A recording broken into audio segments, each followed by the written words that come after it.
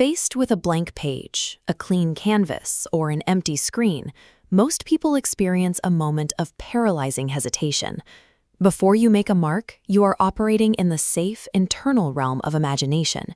It is an invisible process, a way to conjure possibilities entirely within the mind, without the risk of failure. As this research suggests, the boundary is crossed when moving into creativity. This is imagination applied, forcing a mental concept into the physical world.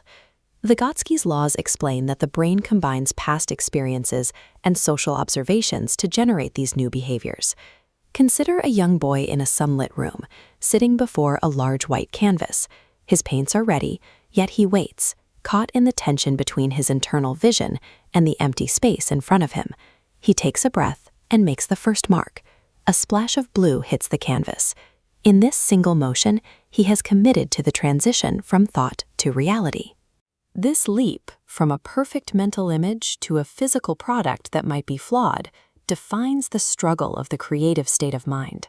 Small initial actions build upon one another.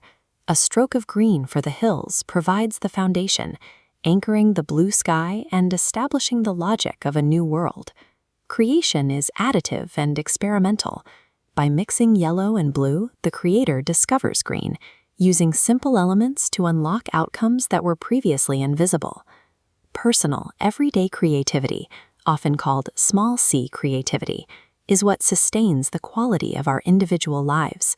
Without these personal acts of expression, existence can feel intolerably drab. As the boy paints a yellow sun, the room begins to glow. His applied imagination is now actively manipulating his immediate environment. The senses expand further. A painted bird fills the air with song, and the colors on the canvas begin to swirl, leaping into the room to create a three-dimensional symphony of color. Children access this state more readily than adults.